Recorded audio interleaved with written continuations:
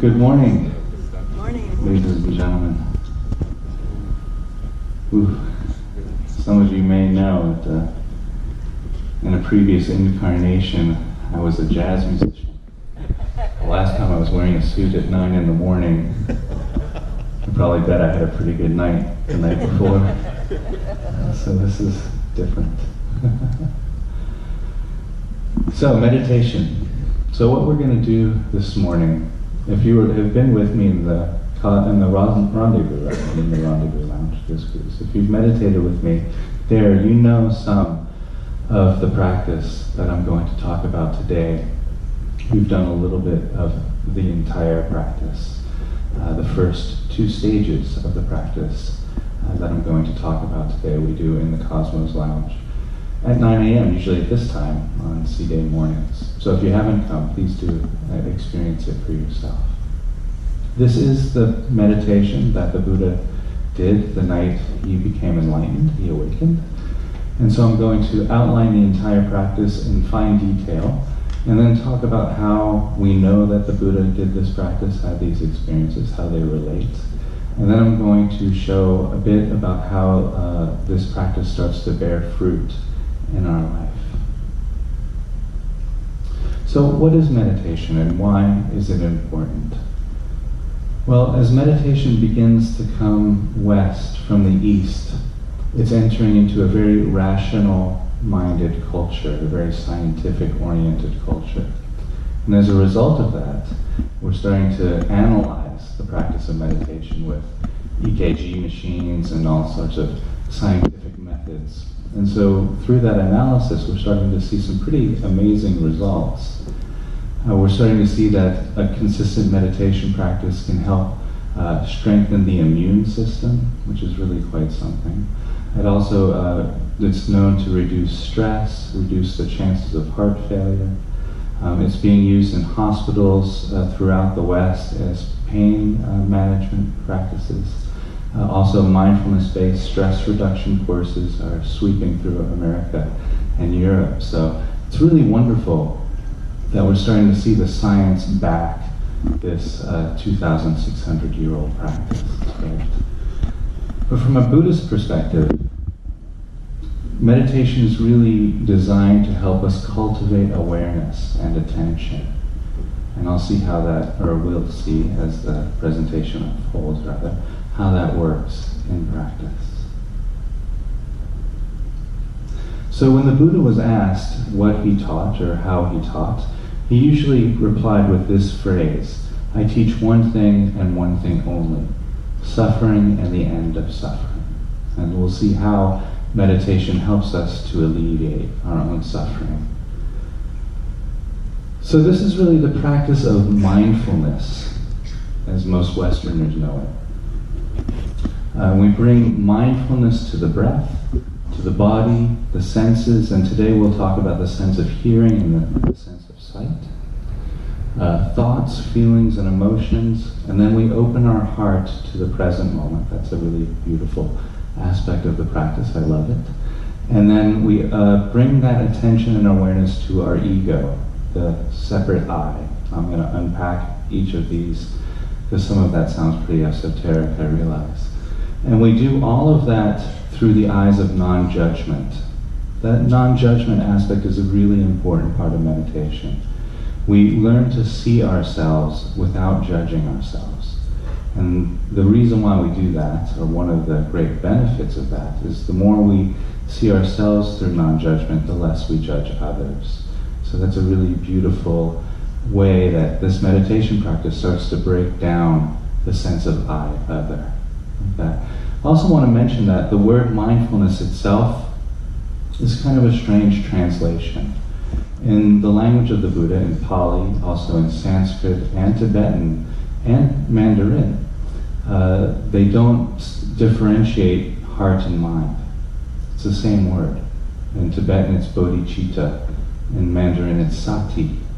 So heartfulness, mindfulness. And that has a bit of a different flavor to it. We put our heart on the breath. We put our heart in our senses like that. It's a bit of a different quality to it than just putting our mind on the breath and so forth. Always the question. When I meet with students one-on-one or give a class, there's always the question, what do I do with my thoughts? What do I do about my thinking mind? And again, if you've been with me in the Cosmos Lounge, you've had some experience with this. I'm going to talk about the technique that I give there. So, whenever we recognize we're distracted by thoughts, say the word thinking to yourself. And what that does is that labels the thinking process. It allows a separation to occur between the thought and yourself. You've stepped outside of the thought. And once you step outside of the thought tends to dissolve on its own. You don't have to push the thought away like that. So you'll be feeling the breath in the meditation, feeling the body. And then maybe a thought will come and take you away, and you'll be with the thought. You won't be feeling the breath anymore. Say thinking, those thoughts go, come back to the present moment, like that. Now I'll just give a little example of that, so you can try this on your own. So let's say you're just quiet in a room somewhere. You're feeling the breath entering your nose and leave your nose, maybe the breath at the back of the throat. And then your mind is, oh, that was a really great day in Busan yesterday. It's too bad about the weather, but I'm glad it cleared up in the end, and we had really great dumplings. Oh, my brother likes dumplings. I haven't talked to my brother in weeks. I really should call my brother. He would have loved this cruise. Ah, wow. And then you realize you're here. Once you realize you're there, you recognize you're not feeling the breath anymore. You're not in the present moment. So you say thinking, you let that train of thought go, you come back to the present moment. Then probably a moment later, another thought will come and take you away. That's okay, that's normal. Don't allow that to be discouraging. Then you let that thought go and you come back to the present moment. And that's the technique of meditation. And that's how it works, is that each time we get distracted and return, it's like you're lifting a weight in the gym. You're strengthening the muscle of attention. You're building more capacity to rest in the present moment. So the distraction, return, over and over again. We get stronger and stronger. And with the cultivated attention, we bear witness on our life. And that's how we start to end our suffering and others' suffering, like that. So that's how it works in a nutshell. So oftentimes people will tell me, oh, I can't meditate because my mind is too active. It's actually just noticing how active your mind is. That's meditation. So don't allow that to get discouraging, like that. Mindfulness of the breath, that's where the practice starts. So we start by bringing our awareness and attention to the air entering the nose. We start very small, like that. Just feeling all the subtle sensations, maybe cool, maybe warm. Then we add more sensations. We add the air touching the back of the throat, dry or tingling, cooler to warmer. Adding the sensations of the lungs expanding and contracting, the chest rising and falling, the abdomen rising and falling with the breath. The back moving in and out slightly, maybe the body swaying back and forth gently with the breathing process. So always adding more and more experience to awareness. We start small with the nose, and then we add more experience, more experience, more experience, like that. So awareness is getting larger. And by the end of that portion of the meditation, experiencing the entire breathing process, allowing that to happen. The Buddha called the mindfulness of the breath a noble dwelling. So he really considered just being mindful of the breath very important. Then we go to the body. Now, while maintaining awareness on the sensations of the body, of the breath rather, we open our awareness to the body. And I have a passage here from the early texts, the Numerical Discourse. Now, the Buddha went on for about 6 or 7 pages of how important mindfulness of the body is. I won't subject you to all of that. But I did write down here my favorite, and I thought the most poignant passage of that rambling on, and it is this. Monks and nuns, When one thing is developed and cultivated, the mind becomes tranquil. Thought and examination subside, and all wholesome qualities that pertain to true knowledge reach fulfillment by one thing. And what is that one thing? Mindfulness of the body. So he really considered that to be very key to meditation practice.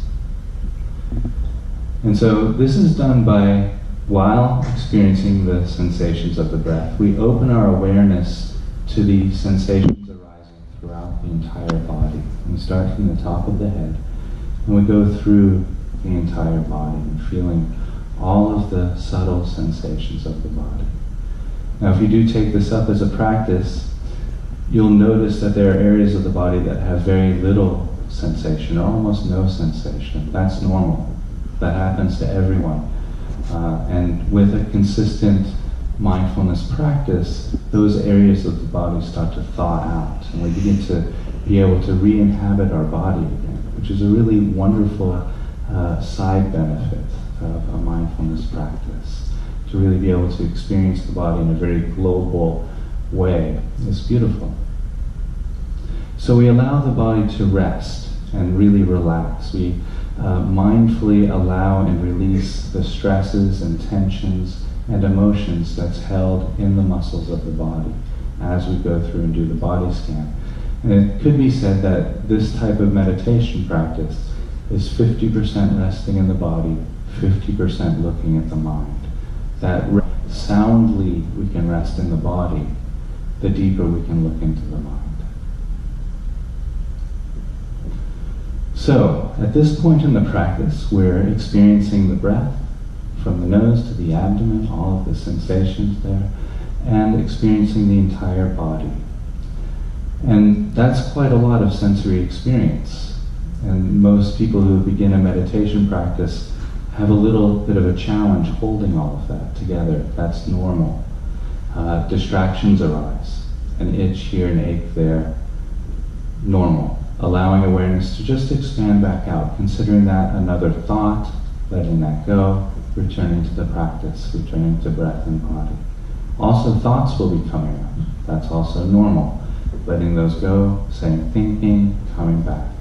Each time we get distracted, we're getting stronger, building more capacity, more capacity.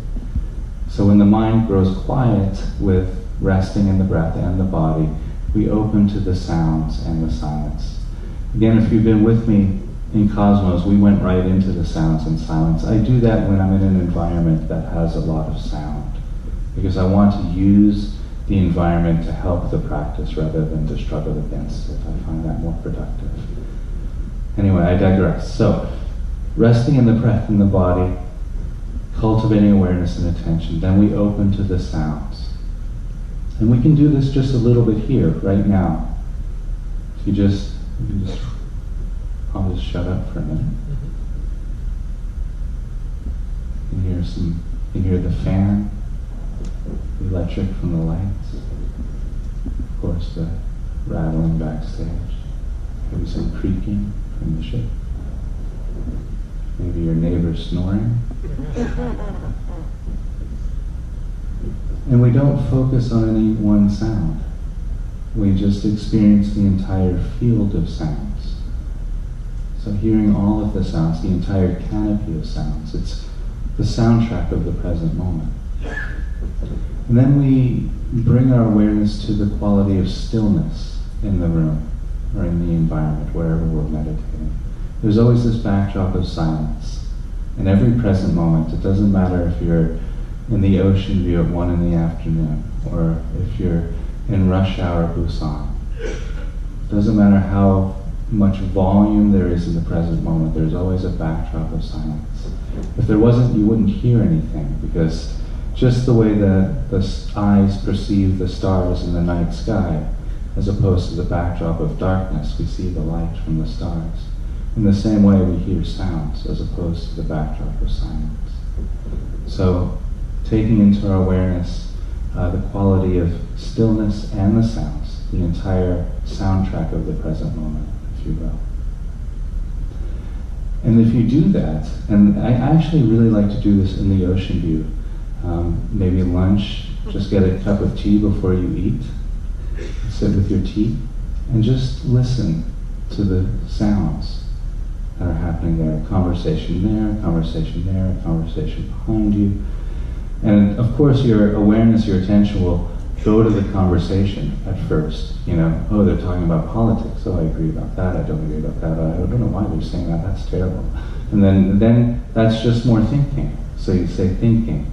Allow your awareness to expand back out to experience all of the sounds. Then your awareness goes to, oh, they're talking about the Oscars. Oh, I really like that movie. That was a great movie. What a great act. What a performance that was. I hated that movie. What are they talking about that? Oh, thinking again. Allow awareness to expand back out. And what you'll start to notice, something really actually quite profound, is that people talk in rhythm with each other. There's a rhythm that starts to emerge. When you listen to all of the voices all at the same time, it is actually the soundtrack of the present moment, and there is music happening there. It's actually quite something extraordinary.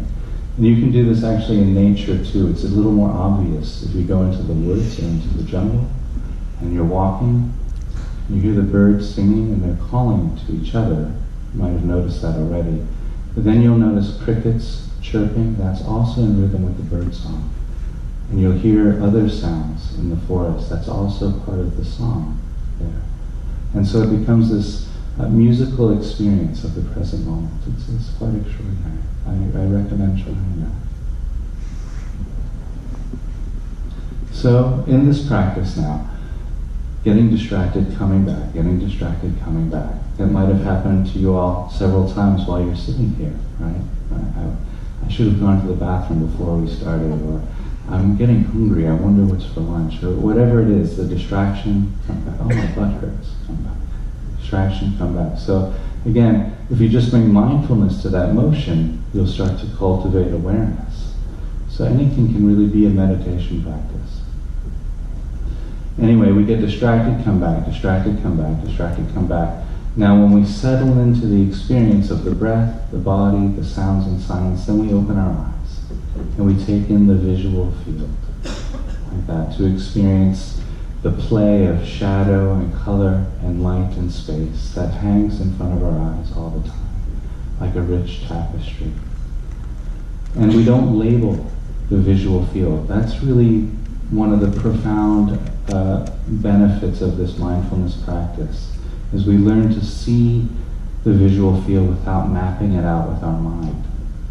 See, automatically when we go into a new setting, or even a familiar setting like the theater, you might start mapping out a chair, table, beige shirt, eyeglasses, brown hair, young lady, old man, handsome man speaking on the stage. Whatever it is that we see in front of us, we start mapping it out with our verbal mind. That's our habit. That's our human habit. We start to be able to break that habit with this practice, and we start to just witness and experience the visual field without mapping it out. Again, if you go out into nature and try this in nature, it's really quite something to take a walk through the woods and not label the trees, oak, redwood, or label the flowers, blue or yellow, and just to allow the experience of nature to arise into your awareness. It's a different experience, very profound. So I want to mention also that in the visual field we experience the quality of empty space. That's very important. We're so hypnotized by the objects within the visual field that we very rarely appreciate the emptiness, right? But it's actually the emptiness of the room that gives the room its quality, that gives it its value. Same with a glass, right?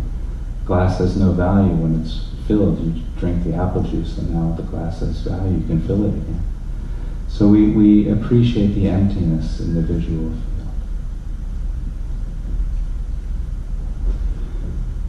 So again, more distractions arise naturally as a part of the practice. Now, generally when I work with people one-on-one, we stay with the visual field for 6 months, up to a year sometimes. And that's fine, that's normal. Working with the distractions coming back. But eventually that does settle down. It feels like the mind is at first a turbulent ocean, then it turns into a calm pond. like that. So very calm with the thoughts. Then we allow our awareness to include the thinking process, and I'll just unpack that in a moment, and our emotions and feelings. So going to the internal field, as it's called.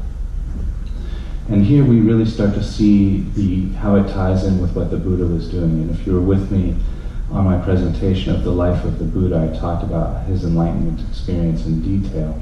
So I'm going to talk about how that relates to this stage of the practice as well. So the thoughts, now that might seem like going into the lion's den in a way, right? Because now we've been working with thoughts and trying to calm the mind for this entire practice. Well, now we open up to our thinking process. But with all of the attention now and awareness that we've cultivated, we can rest in that awareness, and thoughts come up, but they don't take us away anymore. So for example, that was a really interesting day in Busan. Silence. I really should call my brother. I haven't talked to him. Silence. I should have gone to the toilet before this started. Silence. So the thoughts can come and they go. They're not a problem anymore. They're not a distraction. They're just a part of the experience. And we saw that this was the Buddha was experiencing, right? That everything that arises ceases.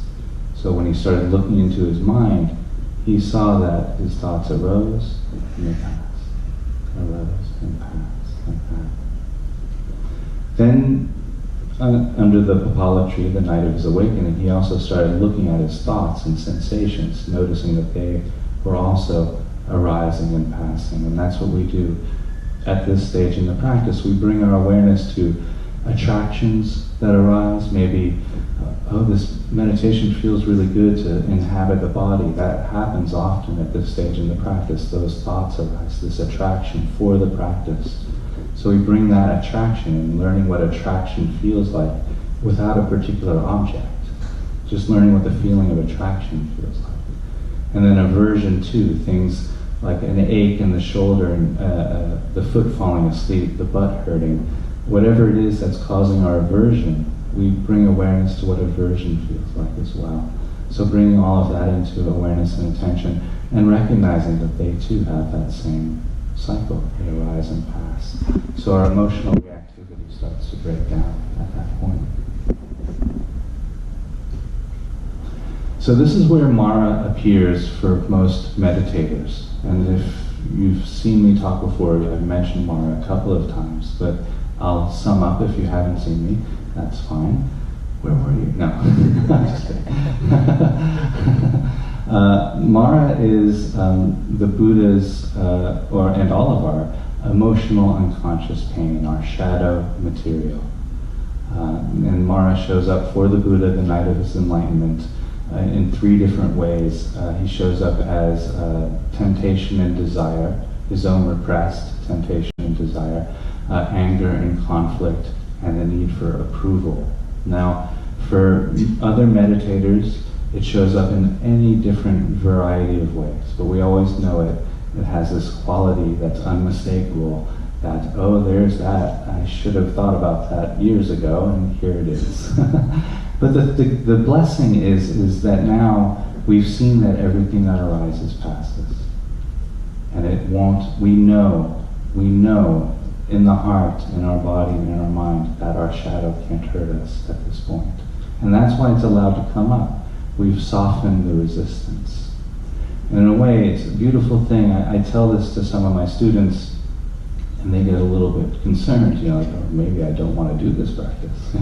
and that's fine, that's understandable. But just know that meditation is self-dosing. You'll never get more than you can handle.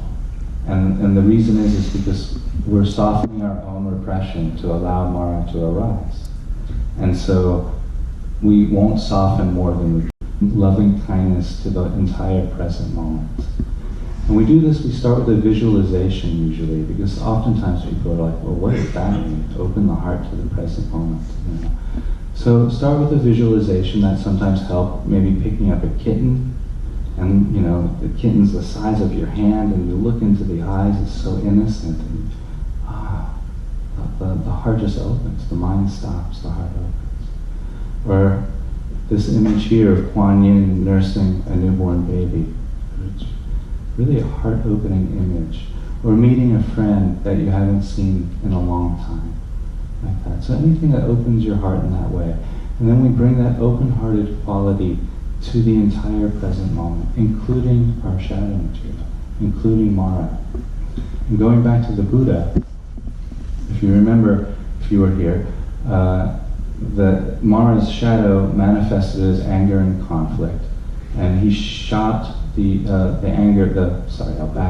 Mara and the demon army shot arrows of anger and conflict towards Siddhartha, and he opened his heart and he said, "Come, let me learn from you." And that's exactly what we do in the practice. Come, let me learn from you. And we open our heart to whatever's arising, like that. So this is again, a way of knowing that this was the practice that Siddhartha was doing, opening his heart to his Mara, to his shadow material. Then insight. This is the final stage of the practice. We bring our awareness and attention to the ego, to the one who's having this experience. Now keep in mind that throughout maybe the 18 months or 2 years of practicing to get to this stage, getting distracted, coming back, it's a lot of distraction and returning, right? So by now we've cultivated quite a bit of awareness and attention. We've gotten, it said in some of the texts, attention gets to be diamond-like, razor sharp, cutting away our habits, our emotional reactivity. And so we take that razor sharp, diamond-like awareness and attention and we point it inward at ourselves. And we see that the I, and this is what the Buddha experienced, there's no fixed entity there. We can look inside ourselves and we might feel like a permanent self looking out at a world out there, but we realize that that's an illusion, that there's nothing we can point to in our experience and say, that's me. We have a feeling there that we've assigned a name to, and we have an occupation that we think we are, we identify with maybe. And these are all the places that the Buddha said we delight and revel in our place. That's an illusion, and the Buddha pointed that out through this practice, and that's what we start to see. When we bring that diamond-like awareness internally to the ego, we see that there's nobody there, there's nothing there. And so that starts to break down the separation of I, other. There's an episode of one of the Tonight Show. I think it might have been Conan O'Brien. I don't remember who the host was, but the Dalai Lama was on. And now this joke is rather famous because it circulated through YouTube and Facebook and all the rest. But the host says to the Dalai Lama, "What did the Buddhist monk say to the hot dog vendor?" And the Dalai Lama says, "Well, what?" And Conan says, I think it was Conan, I don't remember. The answer was, "Make me one with everything." Well, the ironic thing is that you can't be made one with everything, because we're in the same way that you can't wake a person who's pretending to sleep. We're already one with everything, but it's just the illusion of being a fixed entity here, seeing a world out there, that creates this separation. And the Buddha pointed out that that's where all of our suffering arises, in that separation of I, other, and that's an illusion. Coming back to earth for a minute. This is the Buddha's first teaching here outlined. He pointed out again that whatever arises ceases. And the Four Noble Truths are outlined here. The first one, life contains suffering. The second one, we suffer because of our emotional reactivity. The third one is that we can unplug that emotional reactivity. That's an option. We don't have to do that. And the fourth one is the path, the Eightfold Path, the cultivation of a way of life in which we can experience our emotional reactivity ceasing. So I just want to give an example of how this might work in a meditation practice, and really you can apply this to everyday life as well.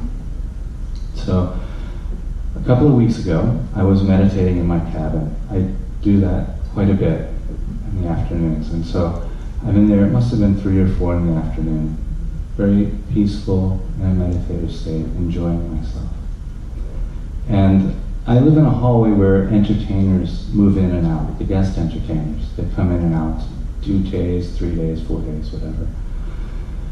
And so this one entertainer had just moved in, and apparently she was of the mind, and you haven't met this person, this was a couple of cruises ago. She was of the mind that her taste in music should be the same as my taste in music. And it's only 4 in the afternoon, I can't really blame her for that, really. She wanted to hear some loud music, so I'm meditating. And my chest is, then my belly is going with the bass, and so all of this is happening now. So that's dukkha. That's the stimulation that creates the suffering, And then immediately the emotional reactivity starts. Oh, why is this happening? Why is she listening to music? What kind of music is that? Is that music? How do they think that's music? I should, call. I should bang on the wall. My room should be quiet. I should be allowed to meditate in peace. That's the suffering that arises. Now, because I've practiced, because I've studied, I've had the experience that whatever arises will pass. I don't push away my emotional reactivity, the suffering, but I don't cling to it either. I know that if I just rest, that will subside. And so I come back to the breath, feel the body, the sensations pass, the emotional reactivity passes, and then that feels good, because I didn't cause suffering for her or myself. I didn't react to that. So I let that pass, come back to the breath, come back to the body, come back to the practice.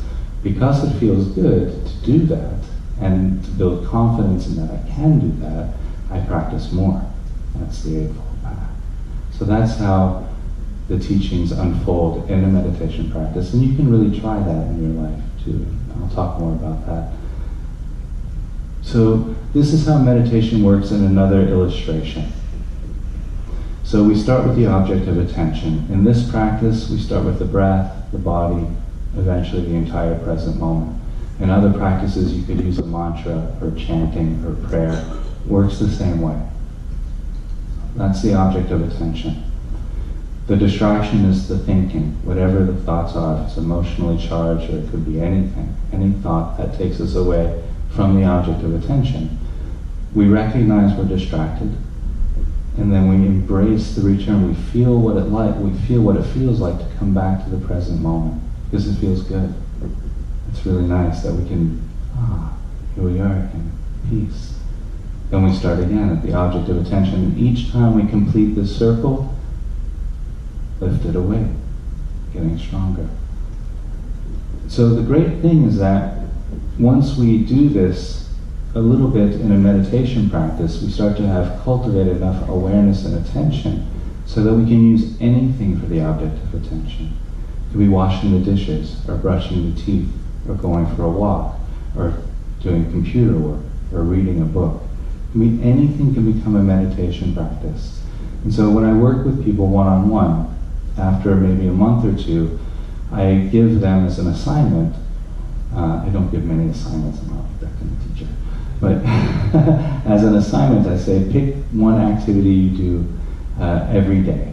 Tying your shoes, brushing your teeth, washing your hands. Use that as an object of attention.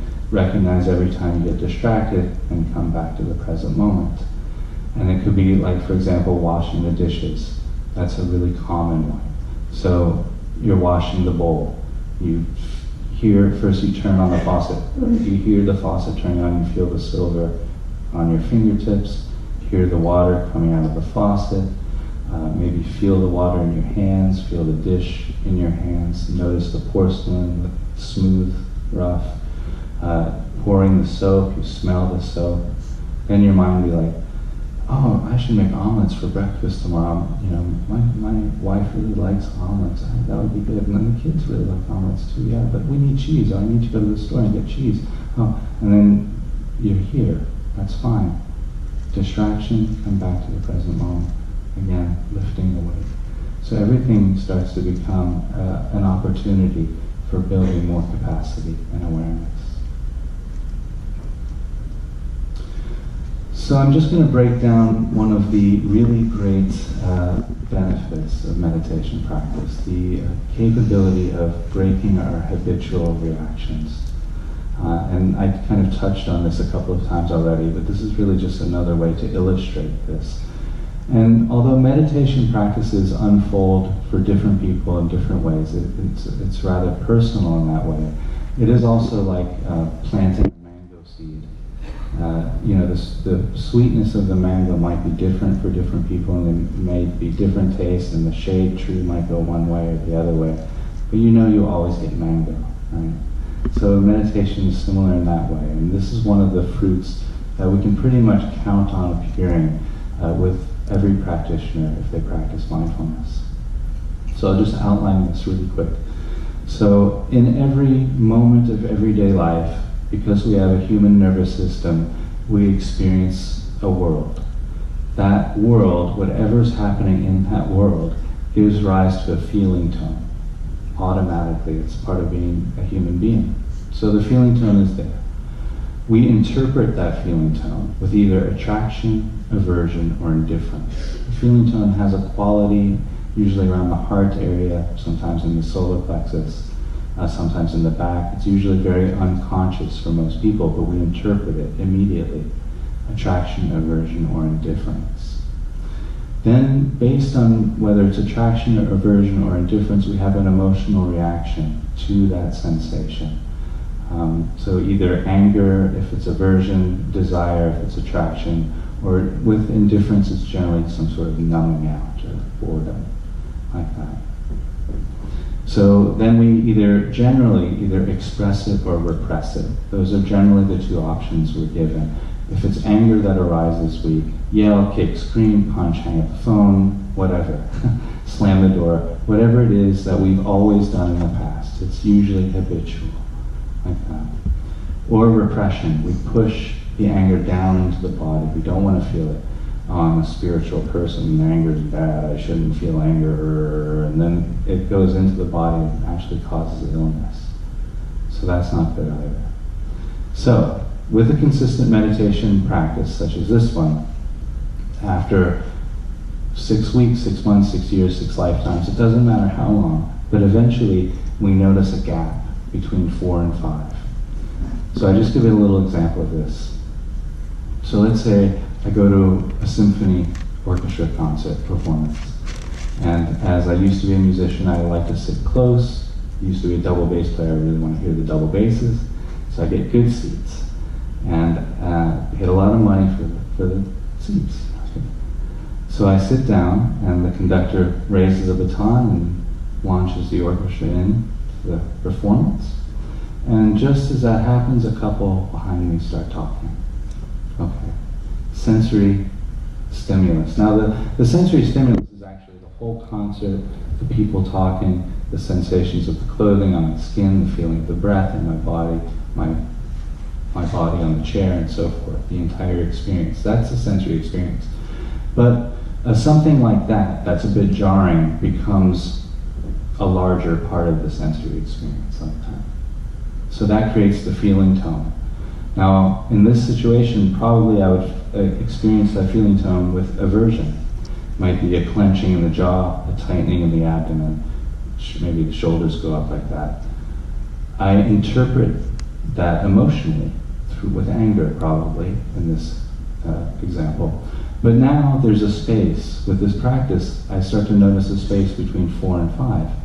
So I know that just because I feel anger arising in my body doesn't mean I have to yell if that was the habit. Doesn't mean I have to punch somebody out if that was the habit. Or it doesn't mean that I have to push it down in my body.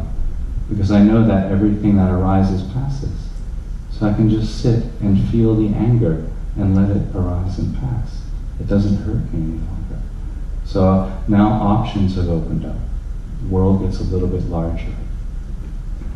A little more practice, 6 weeks, 6 months, 6 years, 6 lifetimes, doesn't matter how long. A space begins to open up between 3 and 4. So at the concert, conductor launches the orchestra, people start talking. I feel the aversion in my body. Now just because I feel the tightening in the gut, the clenching of the jaw, doesn't mean I have to get angry. The space opens up there. So now I can respond in a different way. Maybe that's more appropriate to the present moment. But there are more options. For example, I hear them talking behind me. Maybe they're talking about something interesting that might be fun to be in conversation with. So I ask them, oh, do you mind? I'd love to talk with you about that. Maybe we can meet after the performance. Do you mind? Now I want to hear the music. Or maybe they're attractive and I might get a date. Or, many other options open up, because now I know that just because I feel aversion in my body doesn't mean I have to get angry. 6 weeks, 6 months, 6 lifetimes, more practice, more getting distracted and returning. A space opens up between 2 and 3. At the concert, orchestra starts, people start chatting. Now, just because I hear the voices behind me doesn't mean I have to respond with aversion. Doesn't mean my body has to tense up. I can stay relaxed. I can hear the voices. Maybe if I've practiced with the sound of hearing, the sense of hearing, the voices might be in rhythm with you, or it might add to the experience of that. So now you see there are many, many more options. Life becomes not just black and white anymore, but many, many multitudes of the rainbow. Occupy the present moment. And that's really the key. And this slide is just a reminder that's what this practice is allowing us to do. The more real we can be in the present moment without falling back on our habits, our emotional reactivity, the more we can serve the present moment appropriately. And that's what leads to the end of suffering. If we can be in constant response to the present moment, we won't cause suffering for ourselves and others. And that, as I mentioned earlier, that's what the Buddha was teaching. I teach suffering and the end of suffering. And that brings me to the end of the presentation this morning. This is the book that I've written. It is an outline of this meditation practice. Each chapter is a commentary on each stage. There is a chapter of poems as well, and insights that have arisen for myself personally as a result of the practice. So if you're interested in meditation, do download it. It's available on my website, suchsweetthunder.org. It's priced to move. It's like $3.50 because Amazon wouldn't let me price it for free. So I'm not here trying to peddle books, don't worry. And also there are all kinds of podcasts and articles that I've written on the website. So feel free to check that out at your leisure. I think I do have a few moments for question and answer. Not much though, because I think the voice from above will appear momentarily. But if there are any questions, I can field those until that happens. Or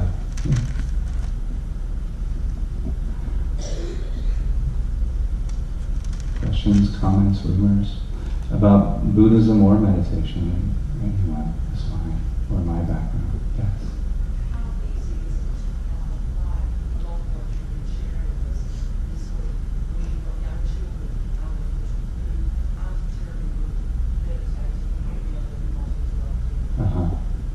You make that a practice.